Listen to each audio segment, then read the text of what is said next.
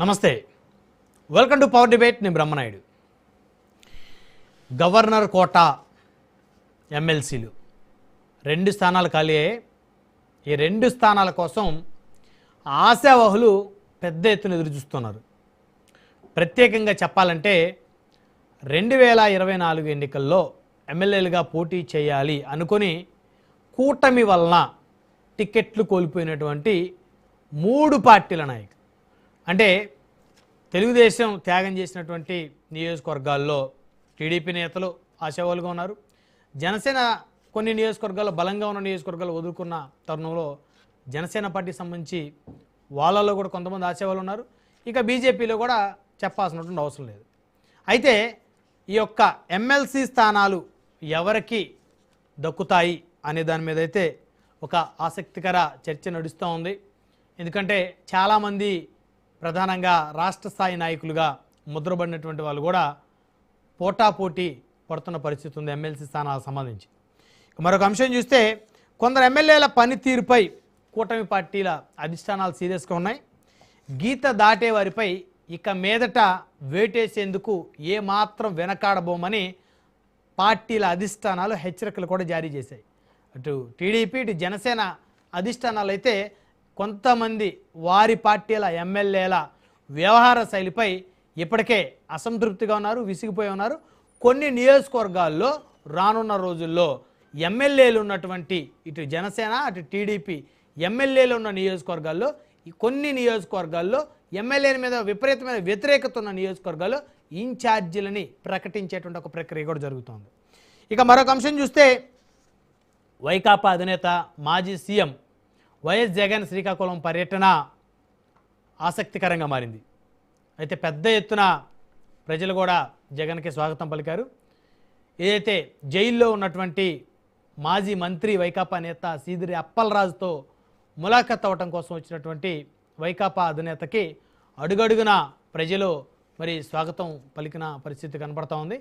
అయితే తప్పు చేసి నా కేసులో మరి కుమారుడు తప్పు చేస్తే దాన్ని కప్పిపుచ్చాలనుకున్నటువంటి తరుణంలో మరి ఆయన పోలీసులకు అడ్డంగా దొరికిపోయారు. మరి ఏ విధంగా ఆయనకు మీరు సపోర్ట్ చేస్తారంటూ ఇటు తెలుగుదేశం జనసేన శ్రేణులు మాట్లాడుతున్నారు. చెయ్యని తప్పుకి అన్యాయంగా మాజీ మంత్రిని సీదిరి అప్పలరాజుని ఈ కూటమి ప్రభుత్వం జైలు పాలు చేసిందని చెప్పేసి వైఎస్ జగన్ మాట్లాడుతున్నారు. ఈ అంశాలన్నీ చర్చిద్దాం. ఇదే వాళ్ళ పవర్ డిబేట్, కూటమి వర్సెస్ వైసీపీ. ఇక డిబేట్లో మనతో పాల్గొంటున్నారు కాసరగడ్డ నాగార్జున గారు, బీజేపీ నుంచి వారు మనతోటి స్టూడియోలో జాయిన్ అయ్యారు. అదేవిధంగా షేక్ మొయినుద్దీన్ గారు, వైఎస్ఆర్ కాంగ్రెస్ పార్టీ నాయకులు, వారు మనతోటి జూమ్ కాల్లో జాయిన్ అయ్యారు. అదేవిధంగా సింగళూరు వెంకటేష్ గారు, రాజకీయ విశ్లేషకులు, సీనియర్ అడ్వకేట్, వారు మనతో జూమ్ కాల్లో జాయిన్ అయ్యారు. ఇక బండారు వంశీకృష్ణ గారు, తెలుగుదేశం పార్టీ నుంచి, వారు కూడా మరికొద్దిసేపులో మనతో జూమ్ కాల్లో జాయిన్ అయ్యారు. రైట్, ముందు మనం వైకాపా నుంచి మొయినుద్దీన్ గారు ఉన్నారు, వారితో మాట్లాడదాం. మొయినుద్దీన్ గారు, గుడ్ ఈవినింగ్ అండి. Good evening sir. సో మొదటి అంశం, ఇప్పుడు కూటమిలో మనం 3 అంశాలు ప్రధానం తీసుకున్నాం. మొదటి అంశం జగన్ గారి పర్యటన ఎలా సాగింది, ఎలా సాగుతుంది, శ్రీకాకుళం ఆయన పర్యటన, సీదిరి అప్పలరాజు గారిని వారితో ములాఖత్ అవుదామని చెప్పేసి వారు ఏ విధంగా వెళ్తారు, ఏమి ఇండికేషన్ ఇస్తున్నారంటూ ఇటు కూటమి పార్టీలు కూడా జగన్మోహన్ రెడ్డి గారిని విమర్శిస్తూ ఉన్నాయి.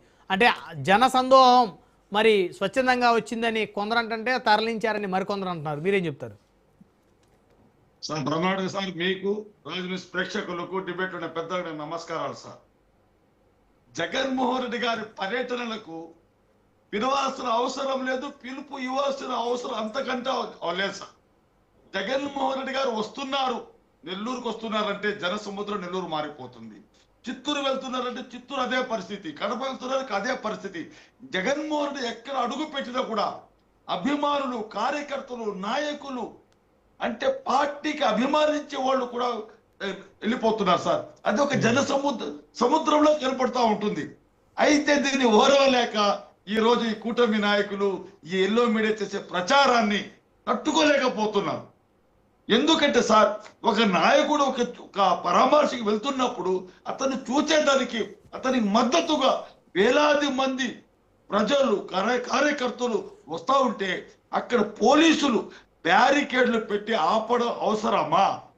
వాళ్ళు ప్రశాంతంగా పోనిచ్చుంటే అక్కడ ఎటువంటి సంఘటన జరిగి ఉండేవి కావు.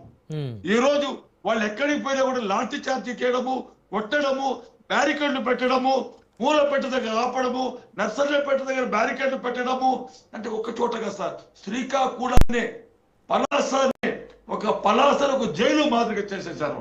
అంటే ఇంత చేస్తా ఉంటారు, తిరిగి జగన్మోహన్ రెడ్డి గారిపై నిందలు వేస్తుంటారు. సార్ బ్రహ్మనాయుడు సార్ ఇక్కడ ఒక విషయం చెప్పాలి సార్. 304A అనేది కేవలం 304A అంటే అన్ఫార్చునేట్ గా జరిగే క్రైమ్ అన్నమాట. Negligence of crime. Negligence of crime లో 304A పెడతారు. అందులో చిదిల అప్పలరాజు గారిని 304A థర్డ్ అక్యూజ్డ్ పెట్టారు. థర్డ్ అక్యూజ్డ్ పెట్టిన వ్యక్తిని అరెస్టు చేయడము ఎంత శోచనీయం, ఎంత బాధాకరమైన విషయం సార్. ఆ భారతదేశంలో ప్రతిరోజు కొన్ని వేల యాక్సిడెంట్ జరుగుతున్నాయి. ఇన్ని వేల యాక్సిడెంట్ జరుగుతుంటే ఎన్నో లక్షల మంది చనిపోతున్నారు సంవత్సరానికి. కొన్ని లక్షల మంది ఒక్కొక్క రోజు ఒక్కొక్క జిల్లాలో దాదాపు 30-40 మంది చనిపోతా ఉంటారు కేవలం యాక్సిడెంట్లోని. అంటే వాళ్ళ కుటుంబాన్ని తీసుకుని అరెస్ట్ చేస్తారా? బోండా ఉమా కుమారుడు అరెస్ట్ యాక్సిడెంట్ చేస్తే ఒక వ్యక్తి చనిపోతే బోండా ఉమాను అరెస్ట్ చేశారా? కందుకూరులో చంద్రబాబు నాయుడు గారి ర్యాలీలో మహిళలు చనిపోతే చంద్రబాబు గారు అరెస్ట్ చేశారా? చంద్రబాబు నాయుడు గారు కేసు పెట్టారా? పవన్ కళ్యాణ్ గారి ర్యాలీలో ఒక వ్యక్తి చనిపోతే పవన్ కళ్యాణ్ మీద కేసు పెట్టారా? సింహాచలం దేవాలయం అక్కడ భక్తులు చనిపోతే వాళ్ళ మీద కేసులు పెట్టారా? దేవదాస్ శాఖ మీద కేసు పెట్టారా? తిరుమలలో భక్తులు చనిపోతే దేవదాస్ శాఖ మీద అక్కడ కేసు పెట్టారా? అక్కడ ఈవో మీద కేసు పెట్టారా? కేవలం ఏదో విధంగా ఎల్లో మీడియా ఏదైతే కపట నాటకాలు ఆడుతున్నదో, ఏ కపట నాటకాలు ఆడుతున్నదో వాళ్ళు చెప్పింది వేదం లాగా ఈ రోజు టీడీపీ ప్రభుత్వం చేస్తున్నది. ఇక్కడ కూటమి ప్రభుత్వం ఎల్లో మీడియా అరెస్ట్ చేయమంటే చేస్తారు, లేదంటే లేదు. ఎల్లో మీడియాకు అవినీతి పెరగడంటే ఆ ఒత్తరిచ్చిందే తీర్పు. కోర్టులో అవసరం లేదు, లాయర్లు అవసరం లేదు, వాదనలు అవసరం లేదు. ఎల్లో మీడియా ఏది చెప్తే అదే ఫైనల్. జగన్మోహన్ రెడ్డి గారు ఈ యాక్సిడెంట్ గురించి ఎటువంటి మద్దతు ఇవ్వలేదు సార్.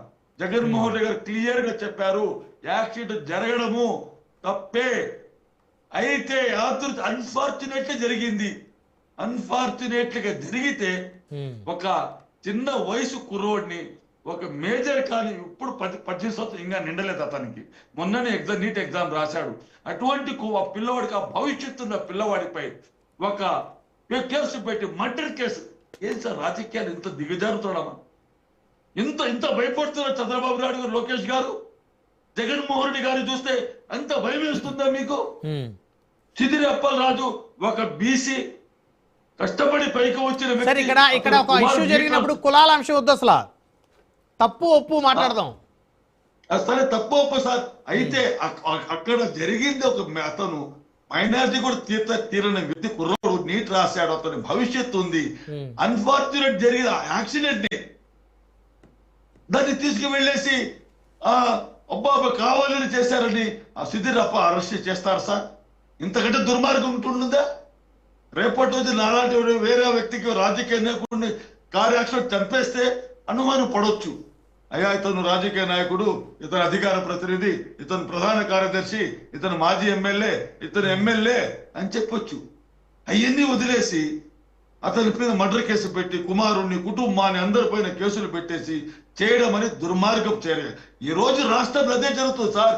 ఈ అవినీతిని అంతమొందించాలి.